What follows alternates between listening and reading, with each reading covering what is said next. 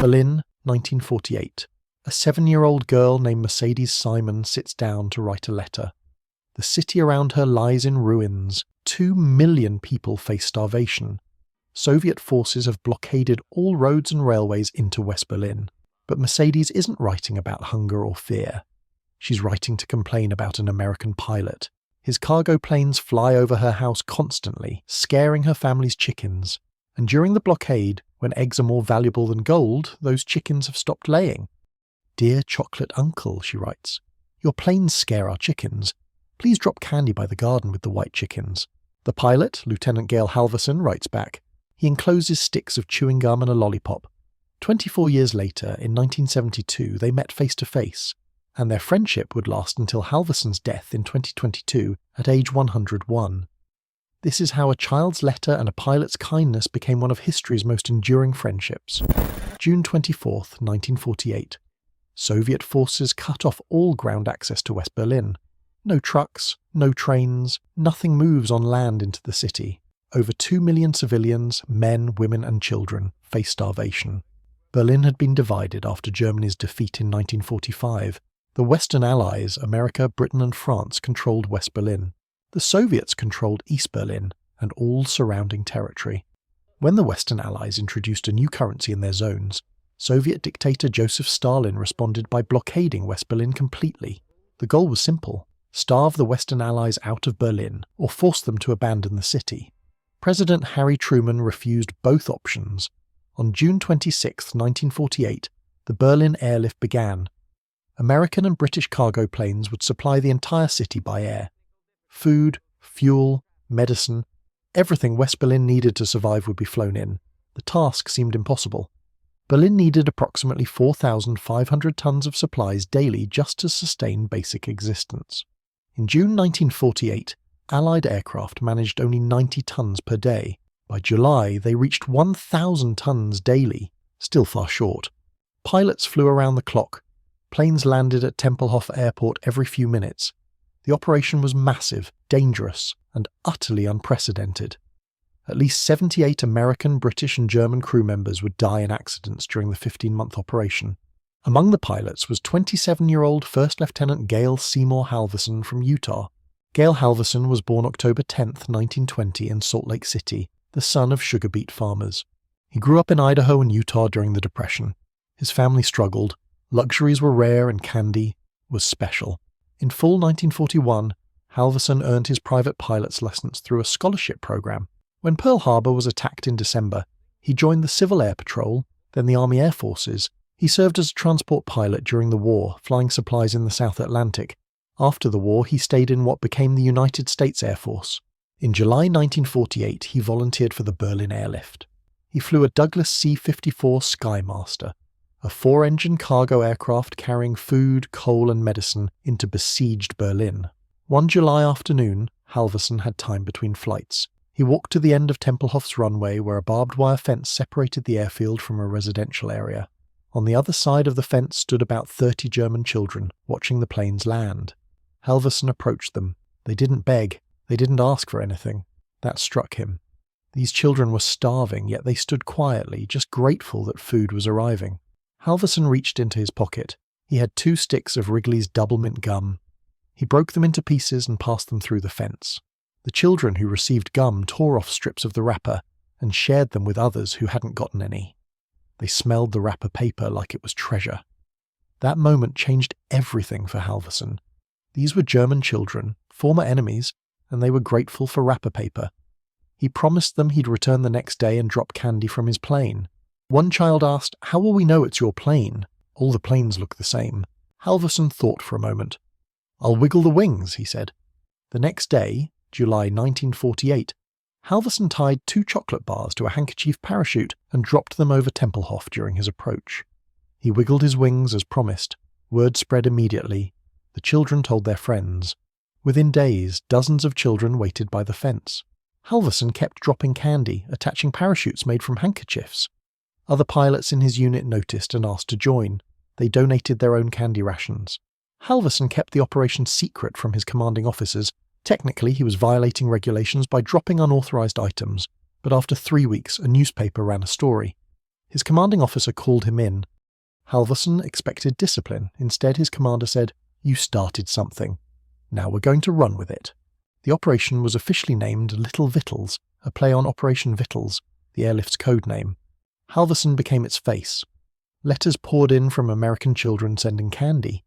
Candy companies donated thousands of pounds. Other pilots joined the drops. By the time the airlift ended in May 1949, pilots had dropped over 23 tons of candy to Berlin's children. German children gave Halverson nicknames, Uncle Wiggly Wings, for his wing-dipping signal. Among the thousands of children watching those planes was 7-year-old Mercedes Simon. Mercedes Simon lived with her family in Berlin's Friedenau district. Her father had been a Luftwaffe pilot who went missing during the war, likely killed. Her mother struggled to support the family. They kept chickens in their small garden. Those chickens and their eggs were critical to survival during the blockade. Mercedes heard about the American pilot dropping candy. She saw the handkerchief parachutes drifting down near the airport, but none landed in her yard, so she wrote him a letter. "Dear Chocolate Uncle, your planes fly over Friedenau every day. Please drop a parachute over the garden with the white chickens.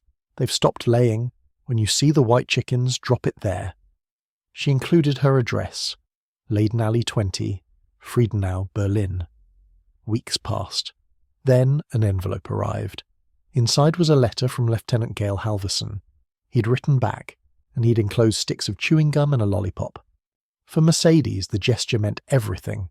Her father was gone, her city was destroyed, food was scarce, and an American pilot, a stranger, a former enemy, had taken time to write her and send candy. She later said, "Most of the children in school did not have a father because of the war. Colonel Gail Halvorsen was a symbol of a father in my school." She kept that letter. For the next 74 years, Mercedes Simon Wilde would preserve Halversen's first letter in its original envelope. The airlift continued through a harsh German winter. Planes landed every 3 minutes at peak operations. More than 277,000 flights delivered over 2.3 million tons of supplies. On May 12, 1949, the Soviets ended the blockade. They'd failed. West Berlin had survived. Little after Halverson left Berlin, he continued his Air Force career, eventually earning the rank of colonel. He married Alta Jolly in 1949. They had 5 children. Mercedes grew up, she married Peter Wilde, they built a life in Berlin. But neither forgot that letter from 1948. In 1972, Gail Halvorsen returned to Berlin. He'd been promoted to colonel and was now commander of Tempelhof Central Airport, the same airfield where he'd dropped candy 24 years earlier. Mercedes Wilde and her husband Peter learned that the chocolate pilot had returned. They invited him to dinner. They were among dozens of Berliners who remembered Halverson and wanted to thank him. When Halverson arrived at their home, Mercedes brought out something she'd kept safe for 24 years. The original letter he'd written her in 1948, still in its envelope, along with the first candy parachute she'd received. Halverson looked at the letter. He remembered. A 7-year-old girl. White chickens. Friedenau. In that moment, as Mercedes later described it, we touched this connection. The letter became a bridge between 1948 and 1972, between a desperate child and a compassionate pilot, between two people who'd never met but had always been connected. That dinner began a friendship that would span 50 years. The Halverson and Wilde families became close. Halverson visited Mercedes and Peter whenever he returned to Berlin. Mercedes visited Halverson in Utah. They spoke on the phone regularly. They attended each other's family events, birthdays, anniversaries, celebrations. Mercedes became what she called Germany's friendship ambassador. She appeared with Halverson at countless events, air shows, school visits, military ceremonies, anniversary commemorations. Whenever Halverson came to Berlin, Mercedes was there. In 2009, Halverson returned to Berlin for the 60th anniversary. Now, 88 years old, he moved more slowly, but his warmth remained. Mercedes, then 68, stood beside him as always. They visited schools together. Children performed the Chocolate Pilot song for him. Halverson wept, remembering the children at the fence 61 years earlier. In 2019, for the 70th anniversary, Halverson returned again at age 98. He was frail but determined. A baseball field at Tempelhof was renamed Gail S. Halvorsen Park in his honour. Tens of thousands attended the celebration. Mercedes brought him on stage. She read from the children's book Mercedes and the Chocolate Pilot, which told their story. She said, "He became a father figure for me. Our families have a special bond, and he's the best ambassador we could have for German-American friendship." Halvorsen told the crowd, "The heroes of the Berlin Airlift were not the pilots. The heroes were the Germans, the parents and children on the ground. They were the stalwarts of the confrontation with the Soviet Union." After the ceremony, Halverson, now 98 years old, needing assistance to walk, stood at Tempelhof and distributed candy to children, just like 1948. Gail Halvorson's wife Alta died in 1999. He remarried Lorraine Pace. He continued travelling to Berlin for anniversary events. Even in his late 90s, he attended commemorations. In 2020, Halverson contracted COVID-19 at age 100. He recovered. On February 16, 2022, Gail Halvorsen died at Utah Valley Hospital in Provo, Utah. He was 101 years old. The cause was respiratory failure. Most of his children surrounded him. News of his death spread internationally. The German embassy in Washington issued a statement. "Berlin's candy bomber has passed at 101 years old. Thank you for your kindness, Colonel." Berlin's Mayor Franziska Giffey said, "Halvorsen's deeply human act has never been forgotten." Mercedes Wilde mourned the loss of the man she'd called her chocolate uncle for 74 years, the father figure who'd sent candy to a frightened child in 1948, the friend who'd been part of her life for half a century. Halverson was buried with full military honours at Provo City Cemetery. A KC-135 from the Utah Air National Guard flew over. An honour guard fired a salute. Mercedes Wilde, now 81, preserves their story. She still has the first letter Halverson wrote her. She still speaks at schools and events about the candy bomber and what his kindness meant. Not just to her, but to an entire generation of Berlin children who learned that former enemies could become friends. Halverson dropped 23 tons of candy during the airlift. But the weight of what he gave can't be measured in tons. He gave hope. He gave dignity. He showed German children that Americans saw them as children, not as enemies. And one of those children, Mercedes Wilde, carried that memory for 74 years. She became the living connection between 1948's desperate Berlin and modern Germany's friendship with America. As Halverson once said, "It's not the plane, it's not the candy.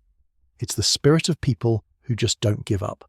That spirit, Halverson's refusal to see enemy children, just children, is what Mercedes Wilde has preserved and shared for over 7 decades. Their friendship was never about war or politics.